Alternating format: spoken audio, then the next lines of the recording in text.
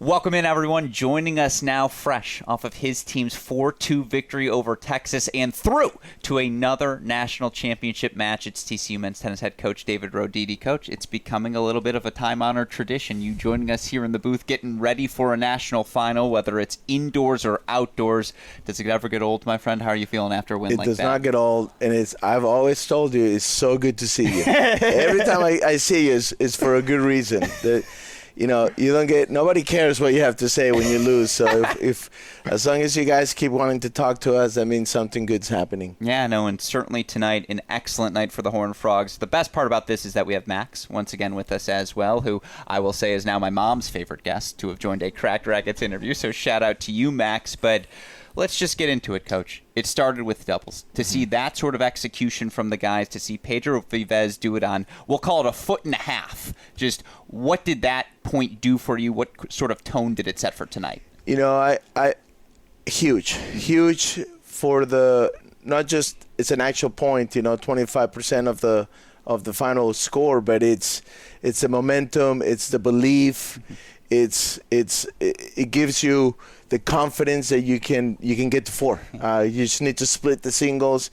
You can get 3 matches out there, and Jack Pennington, he's not shy with his words, and he has said if TCU wins a doubles point, we like our chances against anyone. Mm-hmm. So that was the start, and I thought it was a great performance by Duncan Chan and Albert in doubles. I think Albert got through a tough day yesterday. Sure. He had to dig in to his core, and so did Duncan. And you never know how they're going to bounce back, and they came out stronger and more confident. And Albert was a beast in doubles. So we had a feeling that if we could win number 3 doubles, we were going to win 1 or 2. And that's exactly what happened. So that was a great start. And then the singles, it just takes a while to develop. And the biggest shocker is Bailey has absolutely killed Louis 4 times. 4 times. And the last 2, it's like 3-2 and 1-2 or 1-0. I mean, it's over before it starts. But Louis has beaten Bailey twice. And there's this 4-letter words right behind it, NCAA. There's something about it. So Louis just picks NCAA to beat Bailey.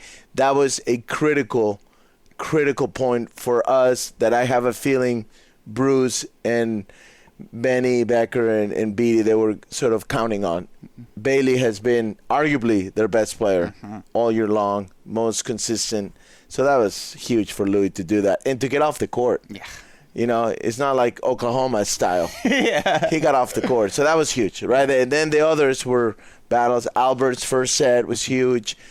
Roger's first set was big. Pedro getting back, giving us hope. Obviously, Jack. Every time Jack is out there and it's coming down towards the end, you got to feel good as a coach to have Jack out there. So, disappointing match for Cooper. I know he's not happy about it, but credit to Erickson. He was too solid today. Yeah. No, it was a fantastic match everywhere. And the place I want to start, you talked about going into singles. You had a choice. Duncan, a performance like that yesterday, do you ride with the hot hand? Do you go with the fresher legs in Roger? Why was he ultimately the guy you picked at 6? And for that freshman to earn that sort of clinch, what does it say about the little giant? Yeah, I mean, Roger has been our guy. He's played I think just about every outdoor dual match. I'm not sure we've held him out other than against Virginia. And it's hard. It's hard to – how did Basin do today? Did Basin win? He did, win in straights. Well, there goes my theory. It's hard to do what Duncan did and then come back the next day. That's why more credit to Albert to beat Bradswell. And also, Roger played Brown at TCU. He didn't get to finish, but he was up a set. It was a battle in the second. And we weren't, not that we liked the matchup, but we didn't dislike it. Okay. So we thought fresher legs, fresh mentally. And, Roger, he's worked his butt off. He waited 2 months to get in the lineup, and he's been an absolute beast, and I'm really happy for him. Yeah, no, so impressive. And then you kind of mentioned him. Jack Pennington-Jones. I know he didn't finish his match tonight, but he's playing a guy in Timo Legout who is arguably the best player in the country, certainly on that short list. And I would say this to Jack's face. I don't think he's had the season he's wanted. I just don't know if the level has been there day in, day out the way we saw last season. And yet, there's two types of Jack Pennington-Jones. There's regular season Jack, and there's postseason Jack. What'd you see from him today? And just for him to get off to that sort of start in the third, how valuable was that for a freshman in Roger? It was huge. The guys feed off of Jack. Yeah. And when you saw him against UCF, when Jack brings it, it just goes all across the courts. He's right in the middle. The guys know that no matter what, at the end of the day, Jack is going to leave everything he's got on that court.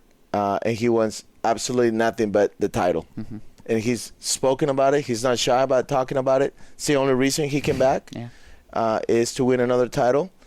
And the regular season, you say, I don't know what Jack wants. He would tell you he could care less about the season other than the NCAAs. Mm-hmm.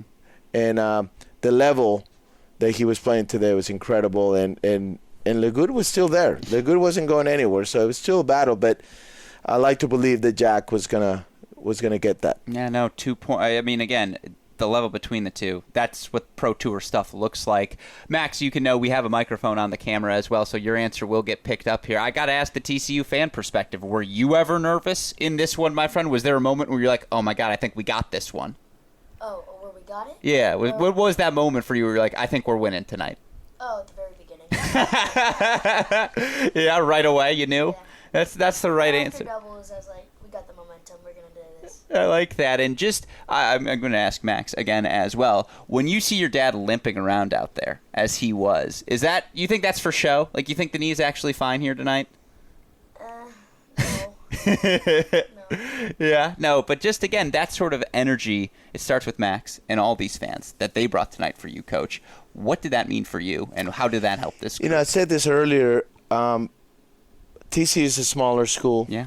It's 10,000 students, but it's a tight-knit family. And I was worried that Texas was going to have a huge crowd against us, and it wasn't the case. Mm-hmm. TCU was louder.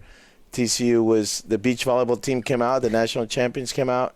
We had friends, alumni came out through the rain, and that to me, I'm so proud of that because we used to play Texas at TCU, and they were louder. Yeah. And now here we are in the semifinals of a national championship. Same thing last year in Oklahoma State, and our crowd shows up.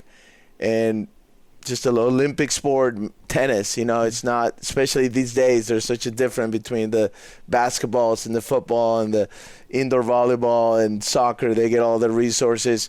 Little tennis sport, the crowd comes out and supports us. That means a ton to us as players and as coaches. No, that energy, it was electric. It was under the lights. It was special. And now, of course, one more to go. A chance at back-to-back national championships, something you just don't get to say very frequently in any sport.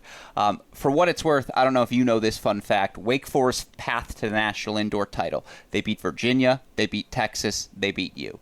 Your path here at the Outdoors, you beat Virginia. You beat Texas. What's it going to take to beat Wake Forest, bring home that outdoor title? Well, it's going to take 4 points. Okay. We don't care where they come from. Okay, I like that. We like that there is not a match tomorrow where we don't feel we have a chance. Mm-hmm. I'm sure Wake feels the same way. So it's going to be who. It's a fight, right? It's a duel, and it's who wants it more, who's willing to suffer, and who's willing to put up with taking the punches and keep getting up, take the punches, keep getting up. Roger loses 9 games in a row, and he comes right back, takes a lot of punches. I love that about him. So that's what the team that takes the most punches tomorrow and keeps getting up is the one that's going to win tomorrow. Yeah, well, certainly, again, I haven't looked up the stat yet. I will do so here tonight. It's been at least 15 years since a team has faced one another in both the national indoor and outdoor finals. That's going to be the case here once again this season as TCU, Wake Forest, national championship on the line. head coach David Roditi. You make our job very easy. Thank you, obviously, for all you do. Thank you for taking the time to chat, and good luck to you and the Frogs, obviously, in tomorrow's final. Well, thank you guys, and you guys did a great job on Friday. Thank you. What a day. Yeah. And I tell you every time, but what you guys do for college tennis is so important to us, and we're fighting out there for positioning as a sport, and it's because of people like you that gives us a chance to stay relevant in this world of college athletics. So thank you, and I'm always available, win or lose.